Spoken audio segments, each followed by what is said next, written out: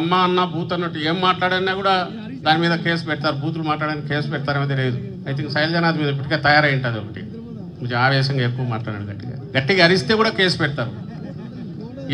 ఎదురు గుండెలు అదిరినాయి, ప్రజలకు భయపెట్టాడు ప్రజలను, వాళ్ళ గుండెలు అదిరినాయి, బీపీ పెంచినాడు అని చెప్పి పెట్టచ్చు కేసు.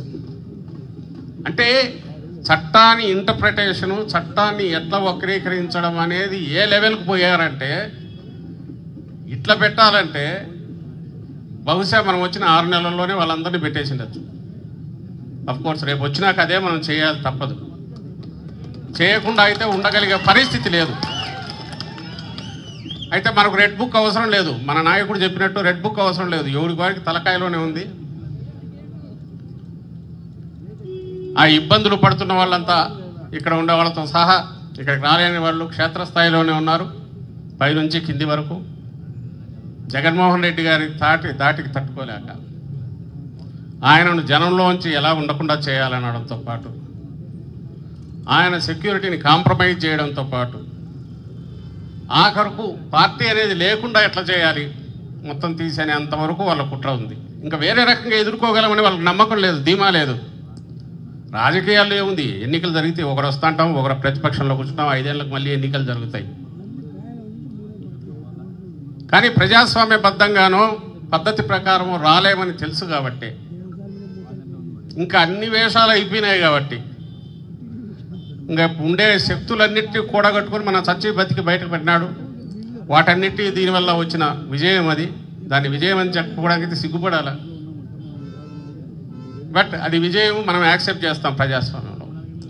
ఇంకోసారి రాలేనని తెలుసు. రావాలంటే ఒక్కటేంటంటే ప్రతిపక్షం ఉండకూడదు, అందులోనూ వైఎస్ఆర్సీపీ ఉండకూడదు, జగన్మోహన్ రెడ్డి గారు ఉండకూడదు. ఇది టార్గెట్. కానీ తన భ్రమ అది.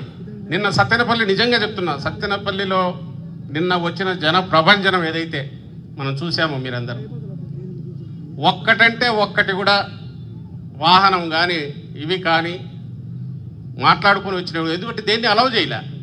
3 రోజుల ముందు నుంచి మైకులు పెట్టి ఆటోలతో సహా బెదిరించారు, ఎవడు రావద్దు, వైఎస్ఆర్సీపీ వాళ్ళని ఎక్కించుకోవద్దు. బస్సులను వాహనాలను అందరినీ బెదిరించారు, ప్రైవేట్ బస్సుల వాళ్ళు. భోజనాలు పెడితే అది కార్యక్రమం అవుతుంది, దాన్ని బెదిరించారు. భోజనాలు కూడా పెట్టలా వాళ్ళ ఆ ఇంటి దగ్గర. 3 రోజులు 4 రోజులు మైకులు పెట్టి బెదిరించి, ఆ రోజు కూడా మీరు చూసింటారు టీవీలో, లాఠీ చార్జ్ ఎక్కడికెక్కడ నాయకులందరినీ ఎక్కడికి రానియకుండా కట్టడి చేస్తే పెళ్ళుబికి తన్నుకొని ఎట్లొచ్చారో చూశారుగా. ఒక్కటంటే ఒక్కటి వాహనం ఎవరు నలుగురు మాట్లాడుకొని వచ్చింది లేదు, నాయకులు పెట్టింది లేదు. అక్కడ అన్ని 2 వీలర్స్ ఎక్కడికక్కడ వచ్చేసారు. అది రిజల్ట్. నువ్వు తొక్కే కొద్దీ రివర్స్ కొట్టడం అట్లే కొడుతుంది అనేది ఈరోజు మన చూపించినారు. రాష్ట్రం అంతా అదే ఉంటుంది.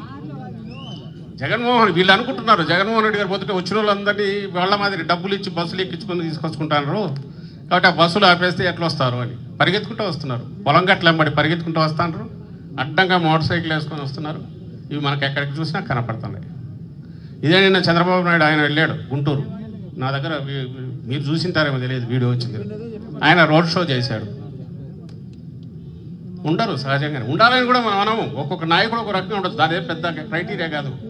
ఈ మధ్యన జగన్మోహన్ రెడ్డి గారు చెప్పారు, నువ్వు 4 మంచి పనులు చేయి, జనం వస్తారు, ఖచ్చితంగా రాక ఎక్కడ అవుతుంది, ఖచ్చితంగా వస్తారు, ఓన్ చేసుకుంటారు. నువ్వు ఏమీ చేయకుండా జనంతో నాకు సంబంధం లేదనుకొని, ఆ తర్వాత నువ్వు ఎలక్షన్లు వచ్చేసరికి వాళ్ళు ఓట్లు వేయాలనుకొని ఆ రోజు అబద్ధాలు చెప్పి వేస్తే కుదరదు. జగన్మోహన్ రెడ్డి గారికి ఎందుకు వస్తున్నారంటే, ఆ రోజు రాజశేఖర రెడ్డి గారి నుంచి ఆ కుటుంబం మొత్తం అట్లా నిలబడినారు కాబట్టి, చెప్పిన మాట మీద ఎట్టి పరిస్థితుల్లో అటు ఇటు అడుగు కదల్చరు కాబట్టి, ఈరోజుకు ఆ విశ్వసనీయత అనేదానికి మారుపేరు ఏదైనా ఉంటే దానికోసం ఇబ్బంది పడినా సరే, సఫర్ అయినా సరే పర్లేదు అనుకునే లక్షణం ఉన్న నాయకుడు కాబట్టి ఈరోజు అంతగా వస్తున్నారు.